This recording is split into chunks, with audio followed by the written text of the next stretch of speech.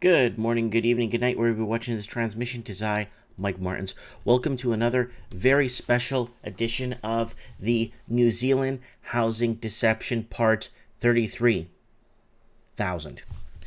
Okay, let's do this, guys. It's a never-ending story, to be honest with you, so I ain't being too facetious with that title. But what is the housing deception down in New Zealand? Well, the party that was voted in, that was basically every political party that was voted in, and I've been saying this for a while now, going back in my channel, is going to use housing as a platform to get into government. Not healthcare, not schooling, heck, not garbage pickup, not garbage removal, but housing. Housing has been plaguing every English-speaking country. And what is going on? So let's see what this article says by Macro Business.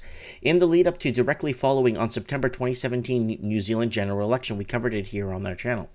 I heavily praised Labour's housing spokesman Phil Twyford for promising to address both supply and demand distortions via negative gearing reform, banning foreign buyers, which they did, of existing homes, tighter capital gains taxes, removal of urban growth boundaries, plus bond financing for infrastructure, which is kind of on the fence.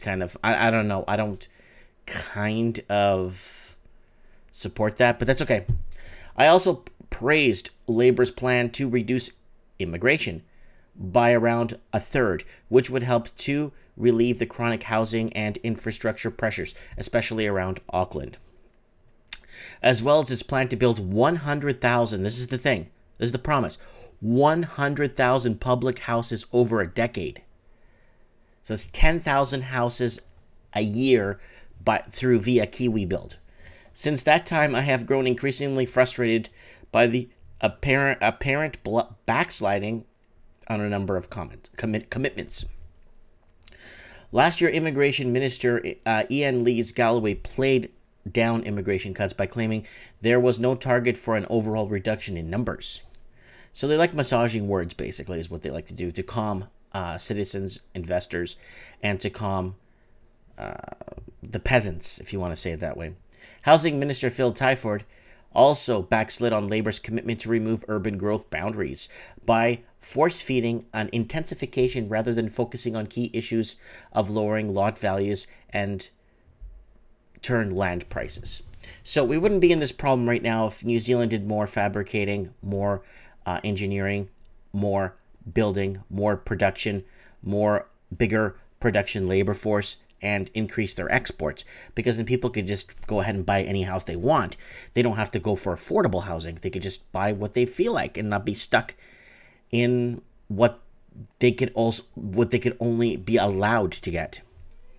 Twyford also backslid, blah, blah, blah, blah. So 100,000 public houses delaying the start of date, changing the policy form builds to facilitate the delivery of 100,000 affordable dwellings, as well as changing the definition of affordable. So here's the key here. Despite these apparent failings, Phil Twyford did give an excellent speech last month whereby he analyzes the three key problems in New Zealand's housing system that need fixing. There is a startling array of indicators that in the housing urban development are telling us that we have a problem. Severe housing unaffordability, falling home ownership. So if first-time home buyers don't get in the market, it's over. The market's, there's no way, because you need the first-time home buyers to bring in some fresh blood into the market, and that's not happening. Falling home prices, increased hardship and homelessness, ballooning household debt, and increasing intergenerational inequality. So boomers versus millennials, but then you also have the homelessness. So a lot of people living in cars and RVs, a lot of people living in their vehicles with 2-3 children.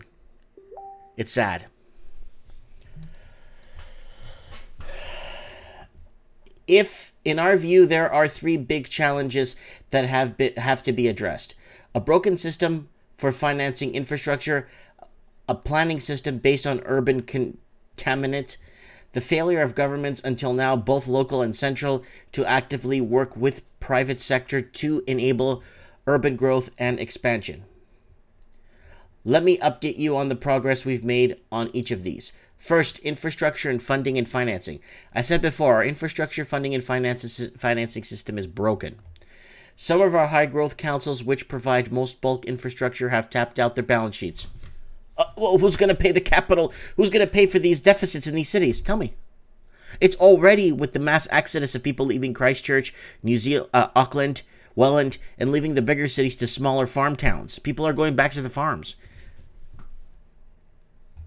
And a large extent, local government politicians have been unable to convince their ratepayers to invest in growth, leaving a burgeoning infrastructure deficit for the next generation.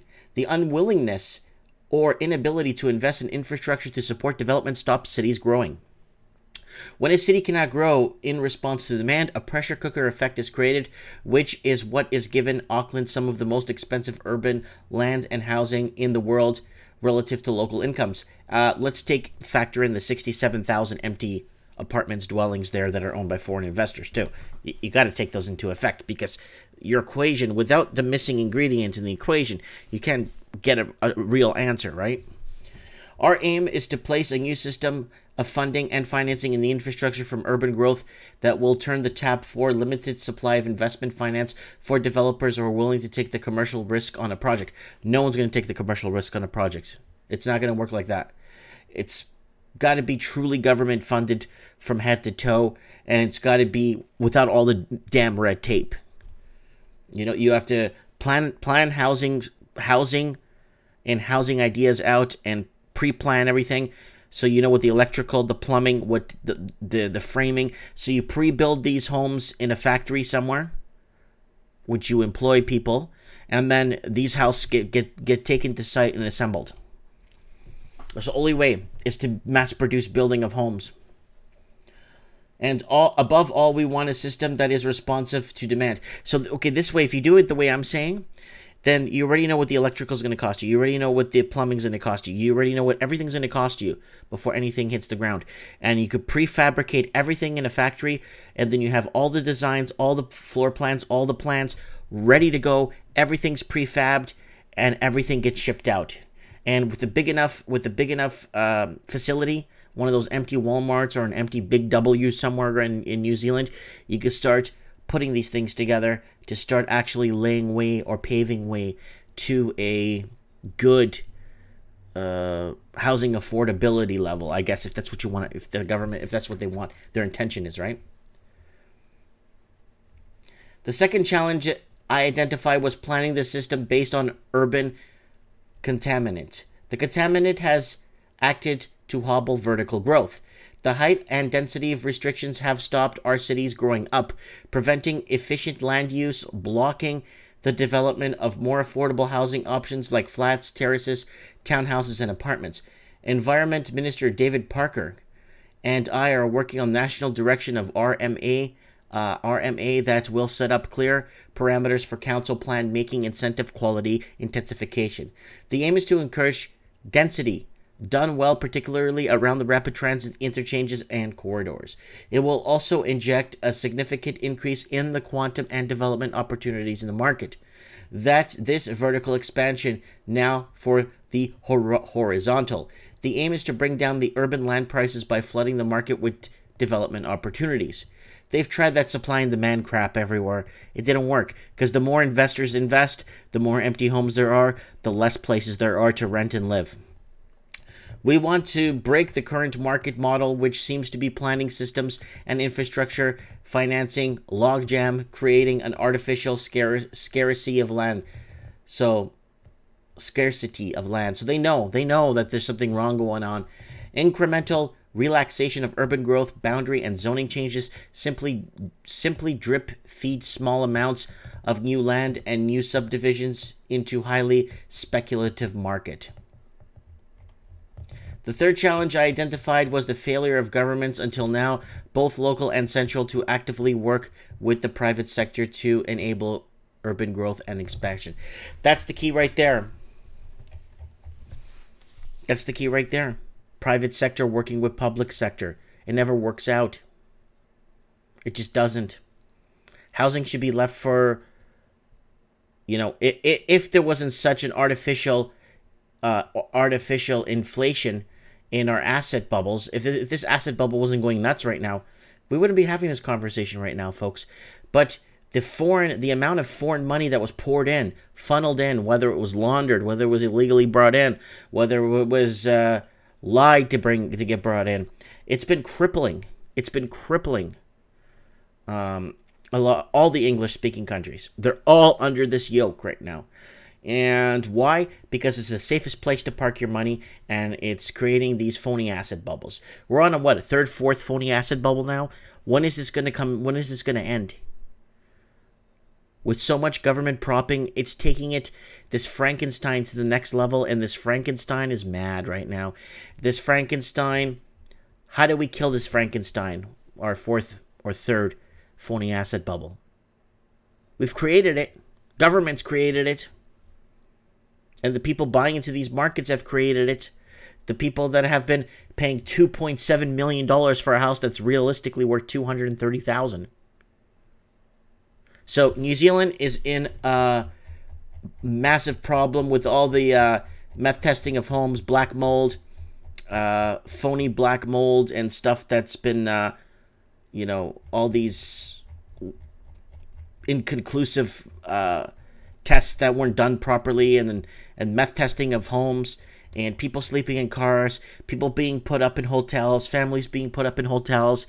This is not the way it's supposed to be, people. Believe me. It's not supposed to be fair, but it isn't supposed to be this hard, though. Right? Not everything's fair, but if you're working 2 jobs, I think you should be able to afford to pay your rent. I think so. If you ask me personally, I think so. And what they're introducing as what is this myth in New Zealand, how they're introducing, you know, the government promised that, this is what I heard, okay? That the government promises that if a house by a builder doesn't get sold, then the government will buy it out and then resell it or set it up as low income or affordable housing. But they're price tagging these things at $599, $600,000. What is affordable? We saw what Vancouver deems as affordable for rent. $2,600 a month for a 1-bedroom is deemed as affordable housing in the city of Vancouver. Right now, New Zealand is in between a rock and a hard spot and a mountain and an ocean in front. It's got nowhere to go. It really has nowhere to go in a 3-dimensional look. So what's happening? A lot.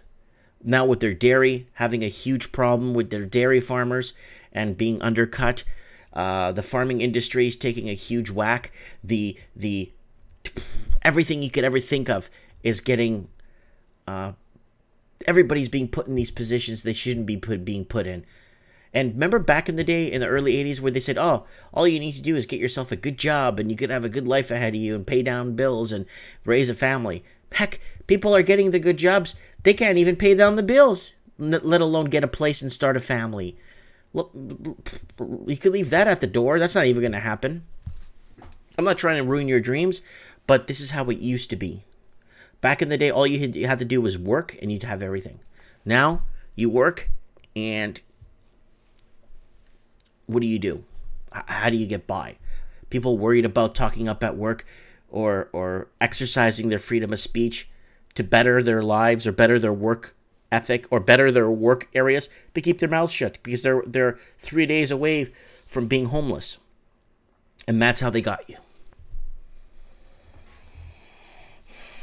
Let's see what happens in New Zealand. The foreign buyers ban has been working. Pricing of homes have been going down. So people in New Zealand need to be very patient until the next phase comes into play.